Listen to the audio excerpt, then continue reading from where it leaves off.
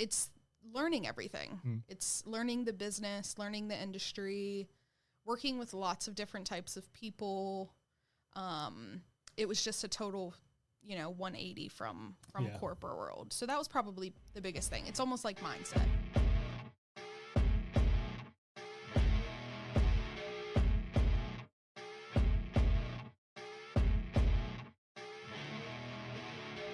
Here we are for another episode of the Unbiased Truth podcast. I am joined today by Holly Best. She is a real estate agent for Keller Williams, Richmond West, and the Right Group. Yes. Hello. Against her will, she is joining us today. Yes. That's all she's going to say throughout this whole podcast. Yes. That'll be easy. Yeah. So how long have you been a realtor? It's coming up on 3 years now. 3 years. What did you do before that? I was in banking for about 8 years on the business side of things. Started in a bank and then kind of went to back office. So I did that for a while. How come everybody that was in banking becomes a realtor? I know. It's the financials. Yeah. Yeah. What made you switch? So COVID happened and I went permanent at home, work from home. And I just wasn't happy. I realized I needed more interaction with people. That was kind of the beginning of it. Sure. And I actually I did the real estate class online when I was 23. So that was like 6 years ago. Mm-hmm. Took the test one time, failed it, gave up. What was that? Do the math. Do the math. Yeah, I know. So yeah, I took the test, failed it the first time, kind of gave up. I didn't really have the money or the sustainability to start. Sure. So that kind of scared me away. And then so I decided to try again and passed on the first time. And here I am. Yeah. But really the second time. Yeah, really the second time. Yeah, for sure. Yeah. All right. So almost a big 3-0. Yes. Right. Almost. Not quite there. Yes. So what was it like switching? Going from a corporate environment, quote unquote, the stable paycheck, and all the stuff that comes with that, the nonsense included, to all of a sudden you spend money, but you're not necessarily making any money. Yes. Yeah. What was that like? It was fun. It was a huge change because I am a very systematic, analytical person for the most part. Mm-hmm. So it was challenging, but I just told myself I could do it and put my mind to it. So, I mean, it was challenging getting used to my new reality. Sure. Where I had to be responsible for bringing in a check. Yeah. What was the hardest part? I think it looks very easy from the outside. So it's learning everything. It's learning the business, learning the industry, working with lots of different types of people. It was just a total, 180 from corporate world. So that was probably the biggest thing. It's almost like mindset. Yeah. We get that too. And actually they just had a home inspector class a couple months ago, locally, in the area. And, apparently from what I'm told, several people had gone through one of our inspections and they decided they want to be a home inspector. Oh, nice. Because they were all talking about who you're going to get to do the ride-alongs with. Like, we'll call 360 because that's who did our inspection and whatnot. And but we get that a lot because people just see us walk around and check outlets and doors. Like, this is easy. Easy. I mean, I can check outlets and doors. Yeah. And then they do a couple ride-alongs and they realize how much we're actually looking at in any given room and space. And if you hear paper crumpling, that's my daughter eating candy wrappers in the background as Holly brought an entourage. As I usually do. So they think that, and then they do a couple ride-alongs. They see how much is actually involved. And the interactions with people and all the stuff we're looking at, and then they just don't ever do any more ride-alongs. Okay. And we don't see them again, for the most part. Do they go to school first? Do they get licensed first, or you do? It's all part of the process to get licensed. Got it. The school is the expensive part because that, depending on where you go, it's anywhere from $1,500 to $5,000 depending on what school you go. You get to the hours from. So, I always tell people do a couple ride-alongs first to see if this is something you really want, because that's True. when you start learning. Because, in a classroom, even through the class, you go through, you pass the test, but a lot of people still have that mentality, and just like with the real estate test, how much of this is actually do I need to know, right? Yeah. I'm learning this to pass a test. Yeah. How much do I really need to know? How many square feet are in an acre, right? Yes. Bane of my existence. Yes. So yeah. So I think they go through it like, yeah, this is easy enough. And then when you go through and you see this 100-year-old home that's not been taken care of, and you're digging through stuff, and all of a sudden it's like, you know what? There's some liability here, and what if I miss something? And scary. All this other stuff. So yeah, it's we the get same. That, yeah, it's definitely as intimidating as that. Yeah.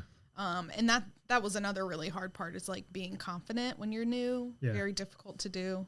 Yeah. But so you came in and joined the team right away? I did. So what was your rationale for that? It kind of just happened. So I met our director of operations in my class because she was getting licensed, and I intended on just taking a meeting to learn more about the business. Yeah. And then it kind of just ended up as me being a part of the team.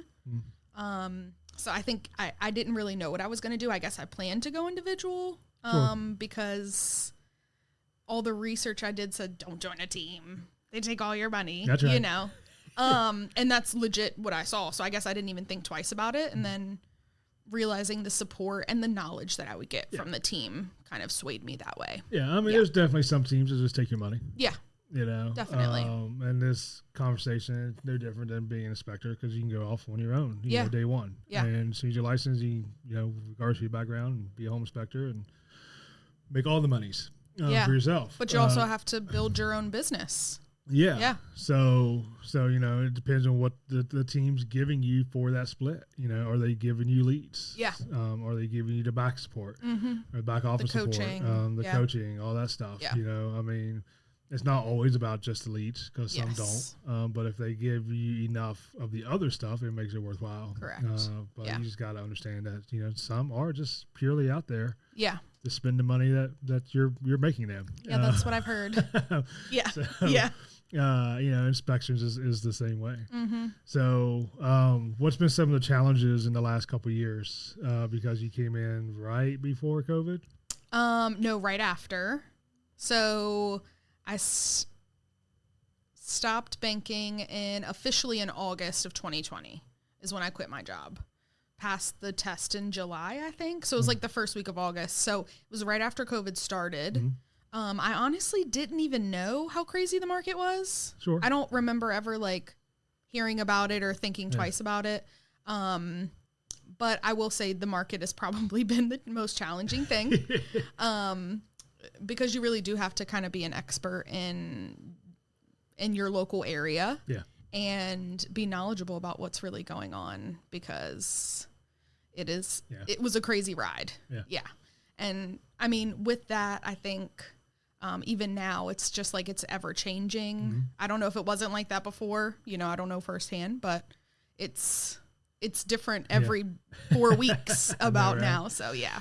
So you went from COVID, where it was, 15 buyers for every agent, and one house for every, 400 people. Yes, correct.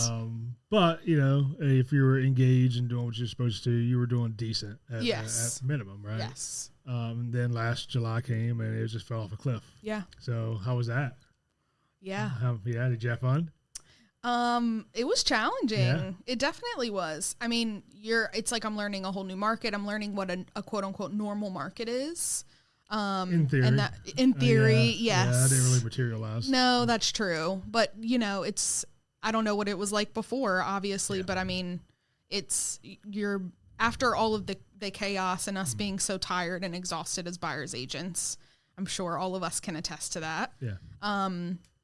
Doing crazy things, talking our clients into, or helping them make the best decisions for themselves to win a house, because it was really challenging. So being super creative, being on the go, writing 5 on average offers per client. I mean, it was hard. And then now it was like, okay, now people aren't running to me to buy a house. Yeah. So. Did you have clients that waived a home inspection?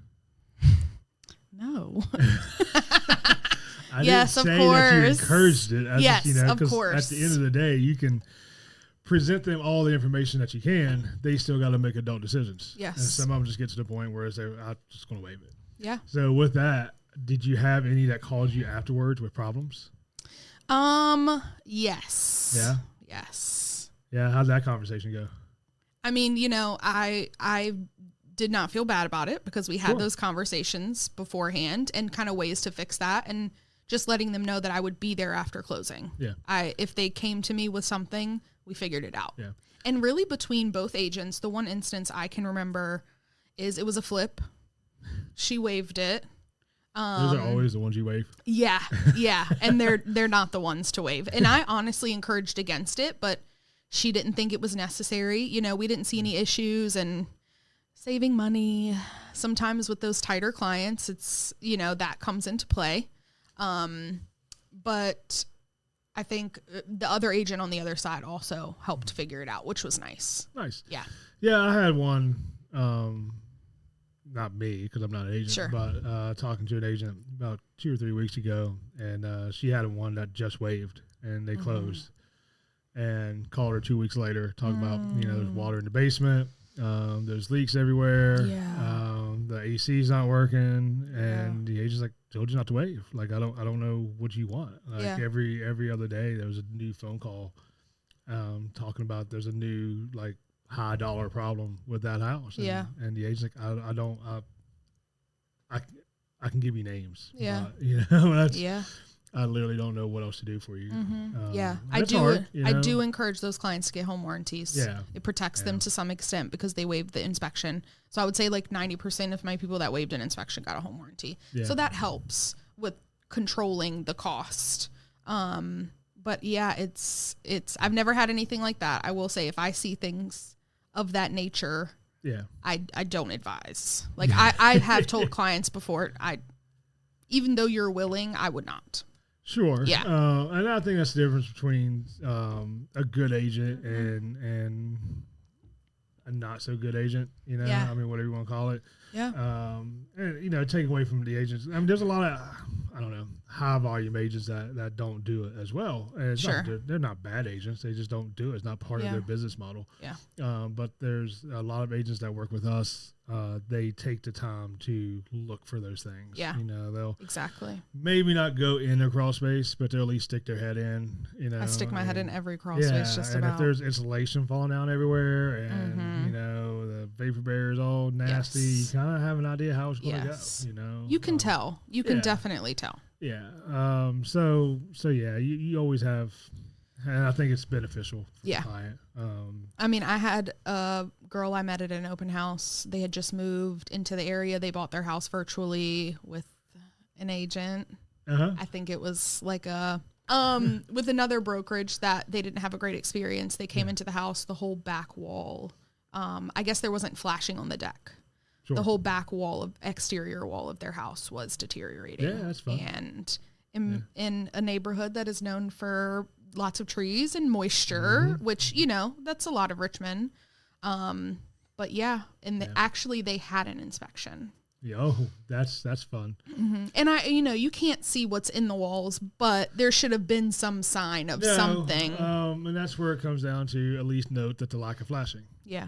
And if you can't see it, you note that, there's a potential it's not there. Well, they knew immediately when they started living in the house. I mean, first weekend. So. Yeah, if it's first weekend, because that doesn't happen. Yeah.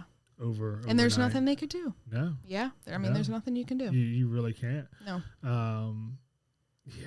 So it's unfortunate. And it's happened. We've heard the stories, but personally I haven't had it. And, in the last 3 years, I've probably done 35, 40 transactions. Yeah. So maybe a little more, but I mean, I think that's pretty good odds. So I'm okay. I'm okay right now. Yeah. I mean, and always in those situations, I can play devil's advocate, I mean, things happen. Yeah. At the end of the day, inspectors are people. And they can't get inside your walls. They can't. They can't see certain things. Lack of flashing deck if there's a crawl space. I don't know if there's a crawl space on that house. I'm assuming so, yeah. I never saw it. That stuff's typically visible from underneath. But again, things happen. You don't know what they saw. You don't know what it was like when they were in there. I've followed some in a week or two after. Like, you just didn't do it. But, exactly. That's different. But there's, I like to think that nobody intentionally does it. Correct. But, we would hope so. Down that tangent of how that's a lie and hopes and dreams and because there's definitely people out there that do, unfortunately. But things always come up and they always happen. I always tell my clients in the first month something's going to break. That's what I tell people all the time. I mean, my quote is, even in the most perfect conditions, it's an imperfect industry. Exactly. I'm there for 2 to 3 hours most. The house is 20 years old, 50 years old, 70 years old. I'm there for 2 hours out of that. You don't know till you start living in it. Exactly. So things are going to happen. Yeah. That's why, the reports are not all inclusive. So, if we say that an outlet's busted in this room, you may have an outlet that's busted in other rooms. It's reasonable to assume that. Yep. Just assume worse. Yeah. Yeah, and there's just things that just don't present themselves till much later. Yes. And then there's always the things that we didn't know. But you painted over it. So there's some.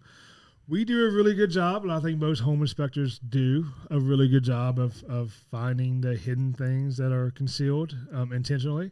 But there are those that do a really good job of hiding things. They do a really good job of hiding things. Yeah. And they hide them just well enough that a month after you move in, all of a sudden the ceiling comes down, Yep. But I will say most of the time you can tell. Most of the time you can tell. Most of the time. Yes. So, or if it's not there, then you just got to look at the sum of the whole, because we've gotten a phone call. I've gotten a phone call like, hey, you missed this. Okay, well, one, we wrote up 90 things on that house. 90. Yeah. In two and a half hours. Yeah. Okay. We wrote up one item for every 6 square feet of that house. Yeah. That should have been included to the overall condition of the house. Yeah. Like there's going to be things we can't find. And if we write up certain amount of things, especially significant things, that should tell you like the overall condition of the house. Yes. It's bad. Yes. Right. We actually had a review not too long ago, came in, and it just said, missed things, bad communication, would not recommend. All he said. So I looked up the report, and it was back in December. We did the inspection. And this is like recent too, like a month ago, maybe 2 months ago. Okay. Right? Okay. So I pulled up the report and literally wrote up the whole house. The whole house was just bad. Foundation cracks, bad roof, leaking roof, air conditioner wasn't working. That's what it was. It was incomplete inspection, missed things, would not recommend. So I wrote back and I'm going to have fun with this one, because one of the things with reviews is it's not just, and there's stats on this, putting this class together, but 80% of people go look at reviews, right? And most people will trust a review just as much as they trust a recommendation from a friend or family. Yes. And it's not just the positive reviews, it's the negative Which reviews. you shouldn't, but. Yeah, right. Yeah. Because nobody knows what we do, but and it doesn't tell the whole story. Yeah. But it's also, how does the owner respond to the bad reviews? Because that's who you're dealing with if it goes bad, right? So what are you looking at? And for the most part, I kind of go by that as well. But I was like, I'm going to have fun with this one because this is just nonsense. And I wrote like a dissertation about like, hey, I really appreciate your review. I'm not really sure.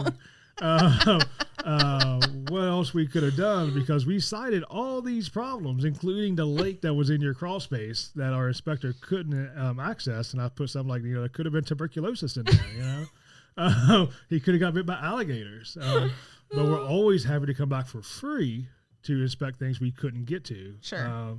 But we essentially wrote up the whole house and said, I said, as far as poor communication, I don't really know, what that means. Because we don't have any missed calls, text messages, or emails from you, but it has been 6 months. So, we could have missed something. Good luck in your future endeavors. Cindy said I was an asshole. But the review was gone. I'm going to go back and read it soon. Well, the review was gone within 24 hours. He took it down. Oh, yeah. Oh, yeah. So that's how you get them to delete them. Yeah, and the downside of Google, like, you can post pictures as a reviewer. Yes. But, like, I can't post, because I would have posted so many pictures from the report. I would have posted all the pictures. Oh, you can't post pictures. I can't post pictures in the response. Yeah, so it's interesting. So yeah, you get some of probably that how stuff fights too. Get started. Yeah, I know, right? Yeah. But you do again. 2-3 hours, we find all these problems. You still bought the house with all these problems, and then you're mad at me because you bought this terrible house. Yeah, sometimes you just got to give it up. Yeah, it's just not it's not a me problem. But I do feel like as agents, we are like a consultant for $1 million, $500,000 purchase, $250,000 purchase. Like that's our job. Yeah. It's our job. And I mean, sometimes they just want to do what they want, but most people listen to you. You're an adult, and you make adult decisions. You get to live with the adult consequences of that said decision. Mm-hmm. But that's the purpose of being an agent. I mean, that's like I always approach inspections as I feel they should be done. Yeah. I understand that there was a time when inspections were done a certain way. Yeah. We've evolved, and I feel like they should be done a different way now. Yeah. And I think if you look at the top companies in Richmond, I think we all operate in a similar fashion. Yeah. And what I mean by that is, back in the day, and this is where I've said before, we get older agents that's not older in time in, like they seasoned, yes. Right? Older in age, sure, but that's only because they've been doing it. Since older the 80s is subjective. and 90s and whatnot. Yeah. Back when inspections were 3 pages, press hard. Yeah. Here's your copy. No pictures. Weren't they just contractors or pretty much handyman or something? And so they don't want 50-page reports. They don't want to know that the door knob's loose. They don't want to know all that. They just want to know, is it falling down or not? Because, that's what they're used to. But I approach it how I think it should be done. Yeah. If I was buying a house, and I think agents, you approach it how the business should be done. And you're a consultant. You're that. I often equate it to being in the fire service. Like, you're the battalion chief on scene, right? Because you're the one organizing and coordinating everything. Yeah. That's also why I say, because you go in these home inspection groups and they all get mad because of how much an agent makes off a transaction. It's laughable. You can be an agent too. Yeah. One, you can do that too. You can do whatever you want. 2, ours is a volume-based business. Yeah. We're not going to make, because a lot of guys, we should get paid 1% of what the house is worth. That's what we should charge. Go for it. Like, nobody's stopping you. Like, go for it. Charge 1% of the purchase price of that. Yeah, because you can set your own prices as an inspector. Do whatever you want. Yeah, go for it. No one's going to pay. See how it works. But that's because we're a volume-based industry. Yeah. There's a difference between what Chick-fil-A charges and what Texas Roadhouse charges because of volume. Correct. Right? Yes. Yes. Good analogy. Yeah. But the point being, but that's why the agent gets out of that one transaction. Yeah. You get paid the most out of anybody involved: title, lenders, agents, inspectors, plumbers. All those people that's involved in this transaction, because you have the most responsibility, quote unquote. Not necessarily the most liability. That's probably equal across, but sure. But you're responsible for coordinating all that stuff and putting the kittens in the box. And a lot of time in. It is. It's a lot of hours. I spend a couple hours with these people. Yeah. I may get a phone call afterwards. Yeah. Maybe an email. Yeah. You got to deal with it for sometimes months. Sometimes years. Yes. Yes. I just had one close on Friday. Yeah. That I've probably been working with for like 18-ish months. Yeah. Maybe close to 2 years. Is from that a seller? Because I didn't see any inspections come through for that one. It was an as is. Sure. But yes. That was, it was good. But it's fine. It's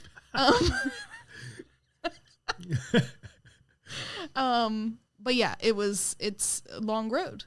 It is. Sometimes it is. And I'm not saying I was showing him every weekend by any means, but no, but you still the amount of communication. You still have to keep person. that relationship. You just can't be ghosted for 3 months because one, they could lose interest. Yeah. They could be like, you know what, I'll just go back to renting. Yeah. Or they'll just find another agent. Yeah.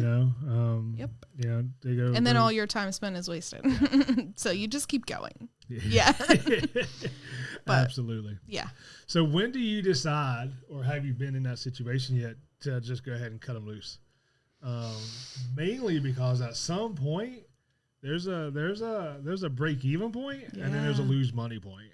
And I think, and it's not necessarily the clients that keep writing offers and you keep losing, right? Yes. It's those clients that want to show 77 houses to never make an offer, don't listen to any of your advice. Yes. But all that still is time and money and gas and wear and tear of vehicles and MLS dues that you're not, getting paid for. Yes.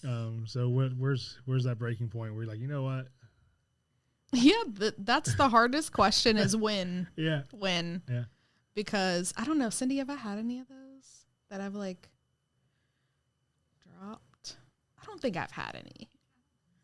This client was like on the border, but I think it was just it's a first time home buyer thing most of the time. It's like the nervousness, it's a huge financial commitment. Also, you have like they're renting in the midst of it. So if they do renew their lease, then it's like, the lack of urgency kind of backs off. I've never dropped a client. Yeah. I've never had to do that. I've had hard conversations, but usually they've come around. I don't think I've had any. What's the hard conversations? I'm going to tell you what reality is. We've definitely had those clients. Sometimes they don't listen to you the first time. You have to repeat it multiple times. We have to sit down and regroup. Interest rates go up, so we have to reset our expectations. So price points going down. So that means something else needs to move, location or condition. Yeah, I've had that. I'll show up for an inspection and the house is just bad. And I've looked at the agent. Mm-hmm. Did one a couple weeks ago with Kristen, another one she tried to kill me on. Shout out to Kristen Murphy. Yeah, she always trying to kill me on inspections these days. I think she took a life insurance policy out on me, I guess. And yes.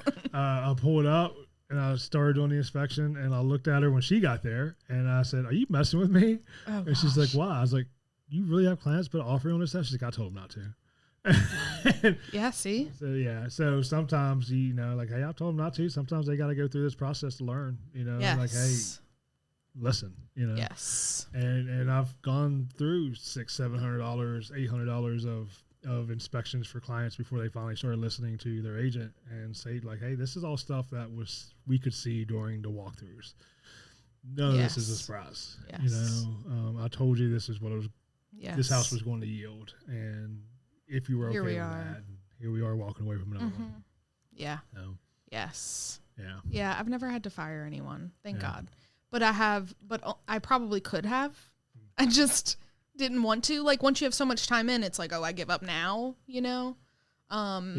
But I've had good results, but it does take some difficult.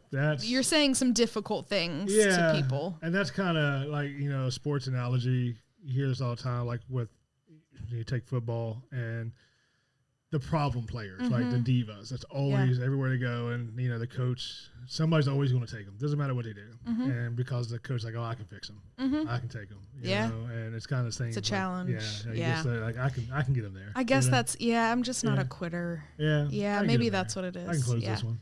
But I will say, like, sometimes clients are just looking for things that don't exist. Yeah. Like Cindy she like talked houses. To somebody. Yeah. Yeah. She talked to somebody this weekend that, like, sir, that doesn't exist. He's like, have you seen this? No. Like, this is Richmond, Virginia. Yeah. And, it's just it's interesting. It is. That when people can't find what they want, they think it's just somewhere out there. Yeah. Yeah. My favorite's the 4 bedrooms, 3 baths, garage, pool, under 150,000. 250. Yeah. So, any closing thoughts? I should have thought of one since we're re-recording it. Oh my God. You had all this time. I didn't even think about it. I was trying to help you out. No, not any closing thoughts. Well, I appreciate you coming on. Oh, Lord God. This is going to be the last appearance in front or behind the camera for Holly. Since every podcast has been cursed. It has been. I think it's the technology. I think the only one that has like worked out was because you did one with us during the Oh yeah, that one was good. But that was like a 5-minute clip. Yeah. 3-minute clip. Which one? At the Realtor Fest. Yes. Yes. I did do that. Yeah. Maybe so we have that. Other people around to cancel that it canceled the juju. Maybe. Yeah. So we realized I have bad juju. Did you listen to the last one with Brian? No. Yeah, we talked about how that was the third after hours, but the second one to air because of our guest producer. Oh, Brian from C3. Yeah. Oh, shout out to Brian. Yeah. It's fine. He got a drink out of it. It's fine. He did. I thought we were drinking today, but I offered you a drink. You declined. It's a little debilitating, if you know what I'm saying. I mean, depends on how much you drink, I guess. Yeah, clear is usually what I'm drinking. Oh. Not the brown stuff. Well, around here. Yeah. If you would have let me know, I could have brought over some of mine.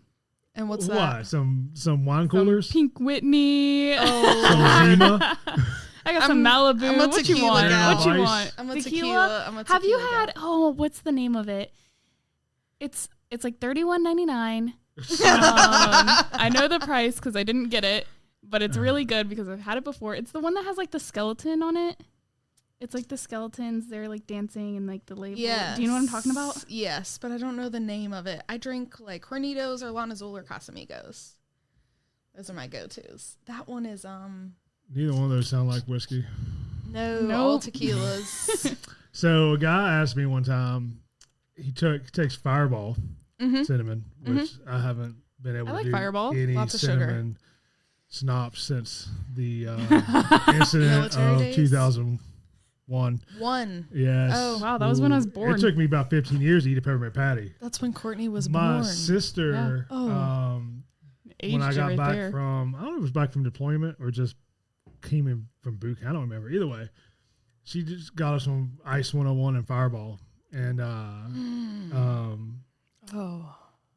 shots of fire and ice. Yeah, so a shot of fire, whiskey or cinnamon, and a shot of like one after another. That was a night we don't remember.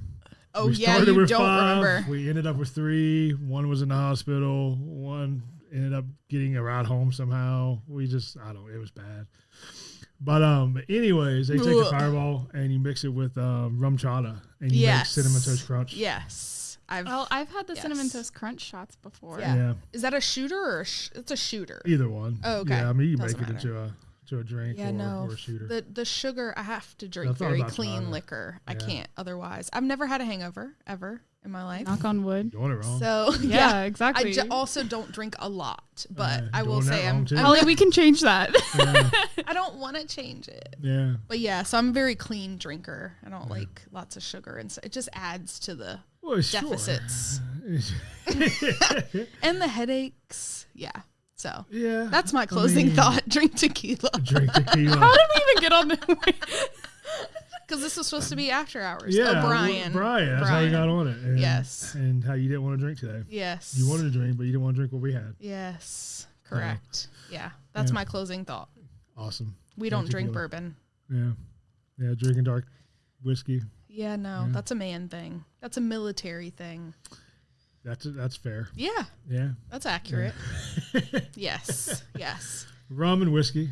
I'll stick to that. Yeah, but thanks for having me on. This was fun. Thanks for coming Finally. on. Yeah, I would say we'll do it again, but it's looking like we're not. So, you will never ask me again. So now Courtney gets to figure out how to do the video portion of this for the YouTube. Yeah, I'm already stressing, not going to lie. I mean, it wouldn't be the first time.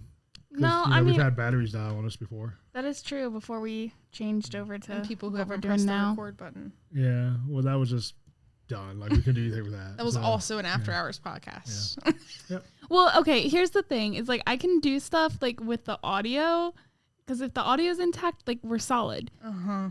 But if the video is like not intact, that can just be that's like whatever, like out of service little thing. Yeah. It's cool. Can't post it on YouTube. So, till next time. Till next time. Thanks. Bye.